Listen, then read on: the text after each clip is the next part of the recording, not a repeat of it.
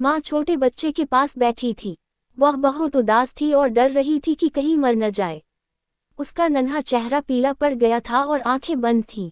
बच्चा कठिनाई से सांस ले पा रहा था। कभी इतनी गहरी सांस लेता था जैसे वह आहें भर रहा हो। तब माँ पहले से और अधिक उदास हो जाती थी। दरवाजे पर दस्तक हुई और विनीत बूढ़ा आदमी अपने को किसी चीज में लपेटे अंदर आया। उसका ओढ़ना घोड़े के बड़े कपड़े जैसा था जिससे वह अपने आप को गर्म रख सके। उसे इसकी जरूरत थी क्योंकि शरद ऋतु थी। बाहर हर वस्तु बर्फ से ढकी हुई थी और हवा इतनी तेज चल रही थी कि चेहरा कट रहा था। बूढ़ा सर्दी से कांप रहा था। क्षण भर के लिए बच्चा शांत हो गया तो माँ अंदर गई और उसके लिए थोड़ी बियर छोटे बर्तन में गर्म करने के लिए स्टोव पर रख दी।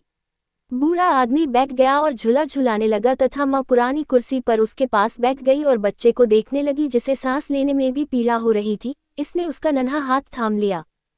तुम सोचते हो कि मैं इसे रख सकूंगी? उसने पूछा। अच्छा, ईश्वर इसको मुझसे ले तो नहीं जाएगा ना? वह बूढ़ा आदमी जो साक्षात मृत्यु था, उसने इस अजीब ढंग से सिर हिलाया जिसका अभिप्राय हाँ और ना दोनों हो सकते थे। माँ ने आंखें नीची कर ली और आंसू उसके गालों पर टपकने लगे। उसका सिर भारी हो गया क्योंकि 3 दिन और 3 रात वह अपनी आंखें बंद नहीं कर पाई थी और अब वह एक क्षण के लिए सोई थी। फिर वह उठी और सर्दी से कांपने लगी।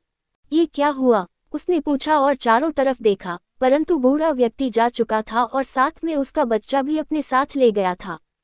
कोने में पुरानी दीवार घड़ी गुनगुना और घर घरा रही थी। भारी सांसों का बोझ फर्श पर गिरा, स्थूल, और घड़ी रुक गई। परंतु माँ बच्चे के लिए रोते हुए घर से बाहर दौड़ी।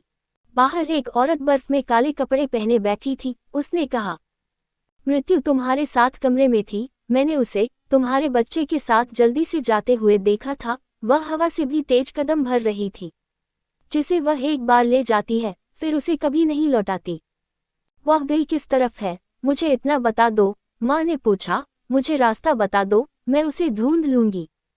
मैं उसे जानती हूँ, काले कपड़ों वाली औरत ने कहा, परंतु इससे पहले कि मैं तुम्हें बताऊं, तुम वे सारे गीत मुझे सुनाओ जो तुमने बच्चे को सुनाए थे। मुझे वे गीत अच्छे लगते हैं, मैं उनको पहले सुन चुकी हूँ। मैं रात हूँ और मैंने तुम्हारे आंसू देखे हैं जब तुम उन्हें गाती थी। मैं उन सबको गाऊंगी, सबको, माँ ने कहा, परंतु मुझे जाने दो ताकि मैं उसे पकड़ सकूं और अपने बच्चे को पा सकूं। परंतु रात मौन और निश्चल बैठी रही। फिर माँ ने अपने हाथ से कुड़े, गाना गाया और रोई।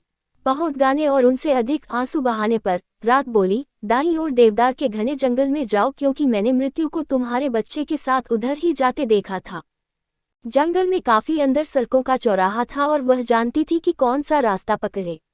वहां बिना फूल पत्तों के काले कांटों की एक झाड़ी थी। ठंडी शरद ऋतु के कारण टहनियों से बर्फ के तोदे लटक रहे थे। क्या तुमने मृत्यु को मेरे नन्हे बच्चे के साथ जाते हुए नहीं देखा? हाँ, झाड़ी ने उत्तर दिया, परंतु मैं तुम्हें तब तक नहीं बताऊंगी कि वह किस तरफ गई है जब तक तुम अपनी छाती से मुझे गर्म नहीं करती। मैं यहाँ जम रही हूँ, मैं बर्फ बन रही हूँ। उसने झाड़ी को सीने से लगा लिया, बिल्कुल पास ताकि अच्छी तरह गर्म कर सके। कांटे उसकी चमड़ी में घुस गए और उसका रक्त बड़ी बड़ी बूंदों में बहने लगा। काले कांटों वाली झाड़ी के ताज़ा पत्ते निकल आए और उस काली शरद रात में फूल खिल गए। एक दुखी माँ का सीना कितना गर्म होता है। काले कांटों वाली झाड़ी ने बता दिया कि वह कौन सा रास्ता पकड़े। फिर वह एक बड़ी झील के पास आई जहाँ न कोई जहाज था और न ही कोई नाव। झील न इतनी जमी हुई थी कि वह उस पर चल सके और न ही इतनी काफी खुली थी कि उसमें से चलकर निकल सके। फिर भी उसको इसे पार करना था यदि वह बच्चे को पाना चाहती थी। फिर वह झील को ही पीने के लिए लेट गई। ऐसा करना किसी के लिए भी असंभव था, परंतु दुखी माँ ने सोचा कि शायद कुछ अजूबा हो जाए। नहीं, ये कभी नहीं हो सकता। झील ने कहा, आओ हम देखें कि हम समझौता कैसे कर सकते हैं। मुझे मोती इकट्ठी करने में रुचि है और तुम्हारी दोनों आंखें इतनी साफ हैं जैसी मैंने कभी नहीं देखी। यदि तुम अपने आंसू मुझ में डाल दो तो मैं तुम्हें बड़े ग्रीन हाउस तक पहुंचा दूंगी जहां मृत्यु फूल और वृक्ष उगाती है। उनमें से हर मानव एक जीवन है। ओह, मैं बच्चे को पाने के लिए क्या कुछ नहीं दे सकती? प्रभावित माँ ने कहा। वह और रोई। उसके आंसू झील की गहराई में गिरकर 2 अमूल्य मोती बन गए। झील ने उसको ऊपर उठा लिया जैसे झूले में बैठी हो, फिर उसे दूसरे किनारे पर पहुंचा दिया जहां मीलों में एक शानदार घर खड़ा था। कोई यह नहीं बता सकता था कि वह जंगलों और गुफाओं वाला पर्वत था या ऐसी कोई जगह थी जो बनाई गई थी, परंतु बेचारी माँ उसे देख नहीं सकी क्योंकि वह अपनी आंखें खो चुकी थी। जो मेरे बच्चे को अपने साथ ले गई है, उस मृत्यु को मैं कहाँ ढूंढूं? वह अभी यहाँ नहीं पहुंची। भूरे बालों वाली बूढ़ी औरत ने कहा, जो मृत्यु के शीशे के मकान में इधर उधर ध्यान से घूम रही थी। तुमने ये रास्ता कैसे ढूंढा और किसने तुम्हारी सहायता की है? अच्छे ईश्वर ने मेरी सहायता की है, उसने उत्तर दिया। वह कृपालु है और तुम भी कृपालु होगी। कहाँ? मैं अपने बच्चे को कहाँ ढूंढूं? मैं नहीं जानती, बूढ़ी औरत ने कहा, और तुम भी देख नहीं सकती हो। कई फूल और वृक्ष रात को मुरझा गए हैं। मृत्यु आएगी और उनका जल्दी पुनरारोपण करेगी। तुम भली प्रकार जानती हो कि क्रमानुसार प्रत्येक मानव के पास जीवन वृक्ष अथवा जीवन पुष्प है। वे दूसरे पौधों की तरह नजर आते हैं, परंतु उनके दिल धड़कते हैं। बच्चों के दिल भी धड़क सकते हैं। इस पर विचार करो। संभवतः तुम अपने बच्चे के दिल की धड़कन को पहचान सको, परंतु तुम मुझे क्या दोगी यदि मैं बता दूं कि तुम्हें और क्या करना होगा? मेरे पास देने को और कुछ नहीं है, प्रभावित माँ ने कहा, परंतु मैं तुम्हारे लिए पृथ्वी के छोरों तक जा सकती हूँ। वहाँ तुम्हारे करने के लिए मेरे पास कुछ नहीं है, बूढ़ी औरत ने कहा, परंतु तुम अपने लंबे बाल मुझे दे सकती हो। तुम्हें स्वयं ज्ञात होना चाहिए कि ये सुंदर हैं और मुझे अच्छे लगते हैं। इनके बदले में तुम मेरे सफ़ेद बाल ले सकती हो, ये सदा के लिए कुछ न कुछ हैं। तुम और कुछ नहीं चाहती? उसने पूछा। मैं खुशी से इनको दे दूंगी। और उसने अपने सुंदर बाल उसे दे दिए और बूढ़ी औरत के सफ़ेद बाल ले लिए। इसके बाद वह उसे मृत्यु के महान शीशे के घर में ले गई, जहाँ फूल और वृक्ष आश्चर्य ढंग से आपस में मिले उग रहे थे। वहाँ घास के फूलों के नीचे सुंदर फूल खिले थे, कुछ बिल्कुल ताज़ा और बाकी कुछ कुछ मुरझाए हुए। पानी के सांप उनके आसपास मिलन कर रहे थे और केकड़े टहनियों में दृढ़ता से चिपक रहे थे।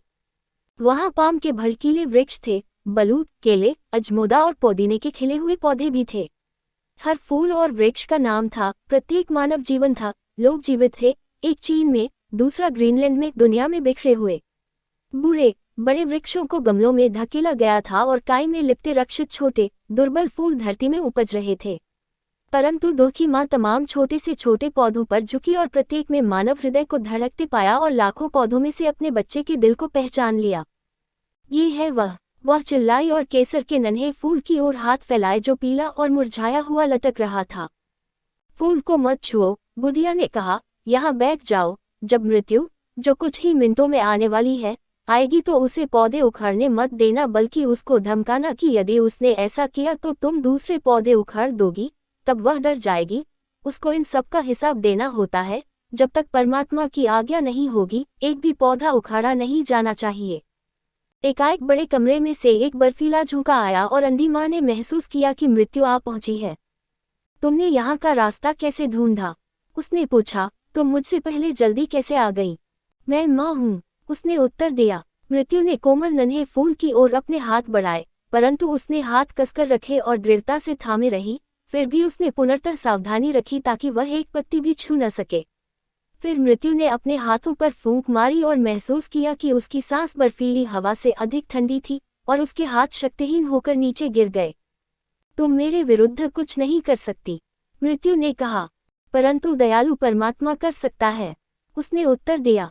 मैं केवल वही करती हूँ जिसकी वह आज्ञा देता है, मृत्यु ने कहा। मैं उसकी मालिन हूँ। मैं उसके तमाम फूल और वृक्ष ले जाती हूँ और स्वर्ग के विशाल उपवन की अनजानी धरती पर पुनरारोपण करती हूँ, परंतु ये वहाँ कैसे शोभायमान होते हैं, वहाँ कैसे क्या होता है, मैं तुम्हें नहीं बताऊंगी। मेरा बच्चा मुझे लौटा दो, माँ ने कहा और याचना करके रोई। एकाएक उसने अपने दोनों हाथों में 2 प्यारे फूल पकड़ लिए और मृत्यु को पुकारा। मैं तुम्हारे सारे फूल नष्ट कर दूंगी क्योंकि मैं निराशा में हूँ। उन्हें हाथ मत लगाओ, मृत्यु ने कहा। तुम कहती हो कि तुम दहकी हो और एक दूसरी माँ को दहकी करने पर तुली हो। दूसरी माँ, विनीत औरत ने कहा और फूलों को छोड़ दिया। ये दूसरी माँ आंखें हैं, मृत्यु ने कहा। मैंने इनको झील से निकाला है, ये तेजी से चमक रही थी। मुझे मालूम नहीं था कि ये तुम्हारी हैं। इन्हें वापस ले लो, ये पहले से ज्यादा साफ है। निकट वाले गहरे कुएं में झांक कर देख लो। मैं तुम्हें इन 2 फूलों के नाम बताऊंगी जो तुम उखाड़ना चाहती थी और जान जाओगी कि तुम निराशा और विनाश को प्राप्त होने जा रही थी।